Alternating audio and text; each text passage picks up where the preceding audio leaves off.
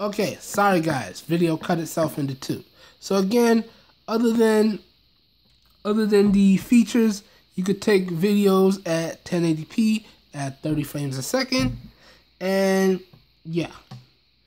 Now, you also have access to all of your shooting modes across the top here. So you have normal mode, alright, you got live photo mode, you have motion tracking mode, you got beauty mode, and panorama mode, and so on and so forth. Alright, y'all know we don't mess with these modes, we just put it in normal and keep it moving. Now we're getting into the part of the camera interface that I don't like. When you dive into the settings, whereas it was very easy, clean, and straightforward on the Moto X Pure Edition, this is where it starts to get a little bit confusing. Now you still have all of your same controls, so you can control exposure and your white balance and all that good stuff, and your anti-flicker. And when you jump into the camera itself, you got the face detection, you got the voice capture, you got the timer, you got your burst shot, and you can control how many megapixels you use on the camera. And as you can see, it goes up to 13 megapixels, as I've said. But the big issue with me is when you get into the videos. Now it's similar to the photos, except for you have the ability to take time-lapse videos and control the audio profiles. You got electronic image stabilization, all that good stuff. Now, what bugs me is when you get to the video quality or video resolution, it just gives you this: low, medium, high, fine. What is that? What is that? That tells me nothing. Okay? From an average consumer standpoint, this would confuse the crap out of me. Okay? Whereas the Moto X Pure Edition tells you very cleanly when you dive into those settings what the resolution are and what it can record at, and you know what it does to the camera. This just tells you low, medium, high, fine. Why?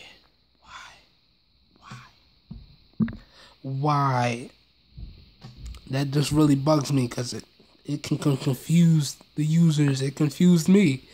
Alright?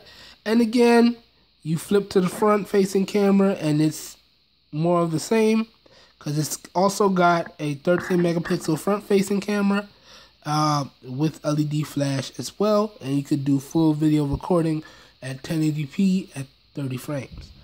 And again, it's doing it again, guys. Got the same setup here, and it's just super annoying, guys. Super annoying.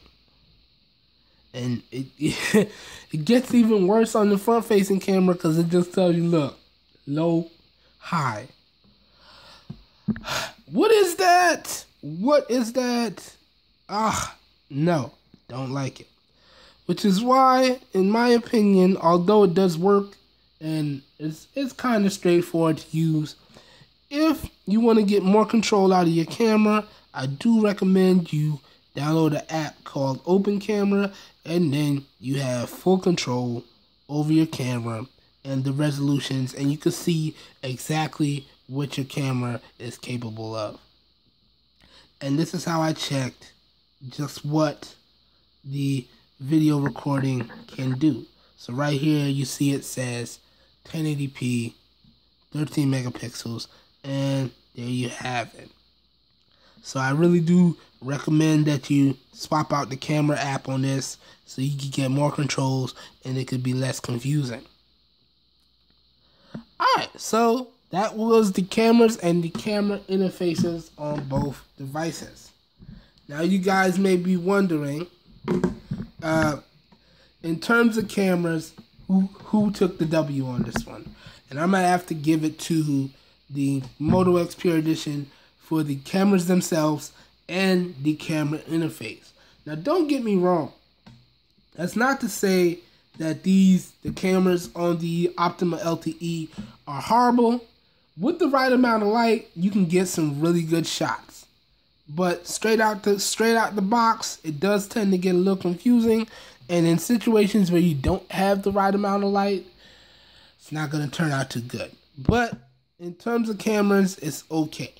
But that being said, the Moto X Pure Edition just takes the clear L in terms of cameras. Takes the clear W in terms of the camera interfaces and the cameras themselves. Now, let's keep it moving, guys. Up next, this is where I would talk to you guys about the gaming performance. Now, if y'all really want to know how I feel about the gaming in general, these both can handle the games, no problems. But again, that glitch goes through to the GPU and the games themselves. After playing for 20 minutes or more, not only will the phone, the Optima LTE, get warm, but it will start to show some hiccups. Okay, and the GPU on the Optima LTE again is the Mali 720. Now, in terms of the GPU and gaming performance on the Moto X Pure Edition, this guy works without issue. Now, this has the Adreno 418 in it, and again, I had no issues, no hiccups. It ran how it was supposed to. So in terms of gaming performance, I'm gonna have to give it to the Moto X Pure Edition. Okay. Now, again, that's not to say that it's completely unplayable on the Optima LTE. It's still playable, and if you check out my full review, you can see that I did actually do a gaming demo for you guys. It's playable, but it's just not as good as the Moto X Pure Edition. So, the Moto X Pure Edition, in my opinion, takes it when we talk about gaming. Alright, now let's keep it moving.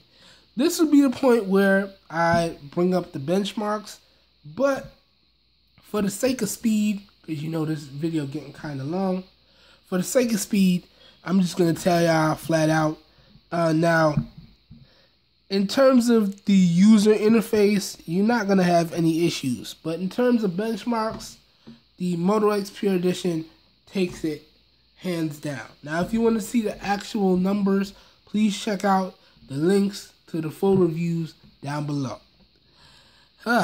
But, yeah, in terms of benchmarks, the Moto X Pure Edition takes it in almost every category, almost every benchmark. So, but at the end of the day, the benchmarks are just raw numbers, and what you guys need to be concerned about is the overall user experience. And to get a good user experience, you just need the right combination of hardware and software that equates to an overall good, smooth, fast user experience. And I have to say, guys, the user experience on both of these devices is actually pretty good. But again, in terms of the raw numbers, the Moto X Pure Edition just takes it. It's a hands down win for the Moto X Pure Edition when it comes to the benchmarks. Now, let's keep it moving. We're almost done, guys. Promise. Now I want to talk about the battery life and the charge times. Yeah, this is where roles get a little bit reversed right here. Now, let's just start off with the Moto X Pure Edition because this is the easiest one to do. Now, in terms of overall battery life, y'all already know I'm a heavy user. And with the Moto X Pure Edition, I'd be lucky if I could even eke out 4 hours of screen on time. For everything that this phone does well, the battery life is just no. Battery life is no. Okay? Now, jumping over to the Optima LTE, keep in mind, guys, the battery size on both of these is the same. 3,000 milliamp hours, 3,000 milliamp hours. What I think makes up for such a drastic difference is the resolution of the displays.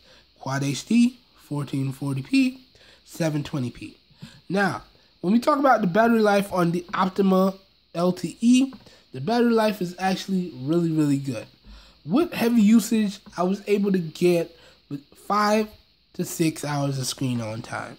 Pretty much regardless of whatever I was doing, if I went heavy mode, that's what I was getting. For the full stats, please check out my full reviews, again, which will be linked down below in the video description. But in terms of battery life, overall battery life, and overall screen on time, the Optima LTE takes this one, no question whatsoever.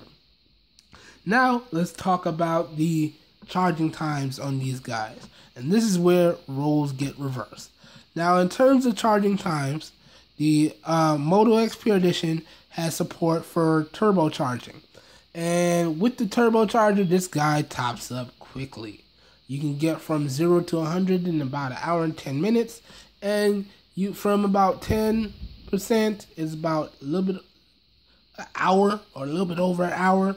From 20% to 100 is about 45 minutes. So this guy tops up really, really quickly. And that's where we jump over to the Optima LTE, and this is where it takes a little hit. Although the overall battery life is good, the charge times do leave a lot to be desired. From 0 to 100, it's going to take you a little bit over 2 hours, maybe 2 hours and a half. And from 10% to 100, it's going to run you about 2 hours. From 15% to 100, it's going to run you about an hour and 45.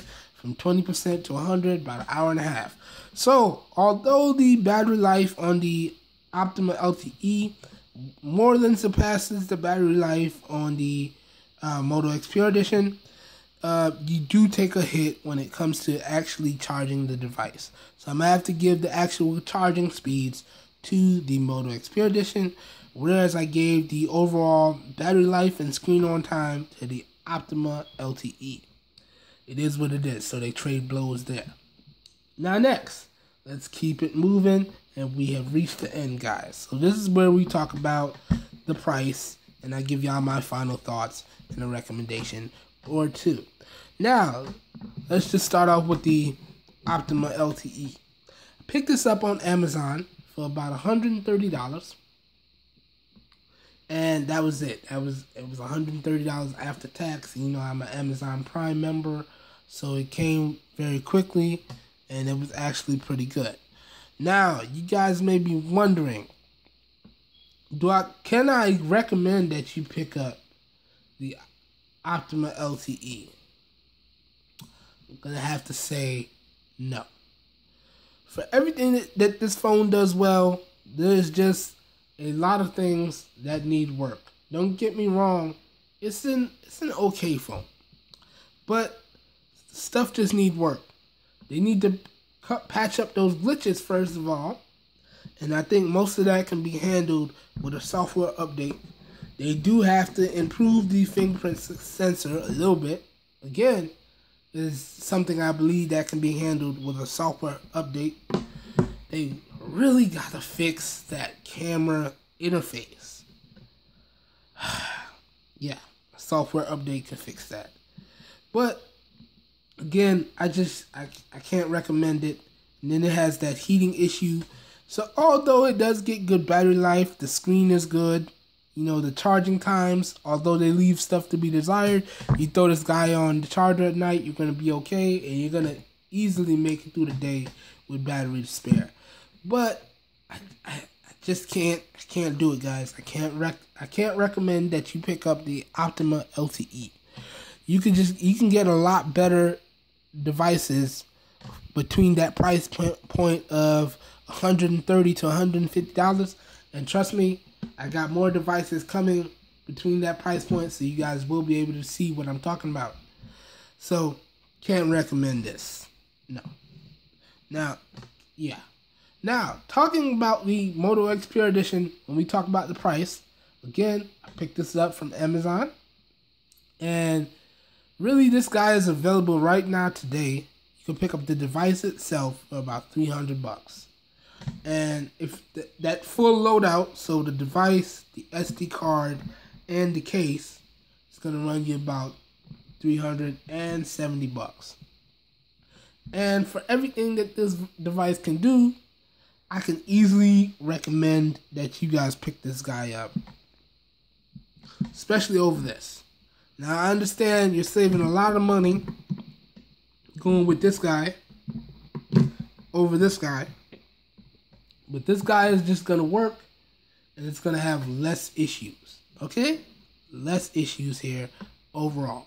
So I would have to easily say spend a little bit of extra money and pick up the Moto X Pure Edition. You will be pleased. The only downside you're really going to have is when it comes to the battery life, but that's why they're doing the turbocharger to more than compensate for that. But anyways, guys, I think that covers my versus video between the Posh Mobile Optima LTE and the Moto X Pure Edition.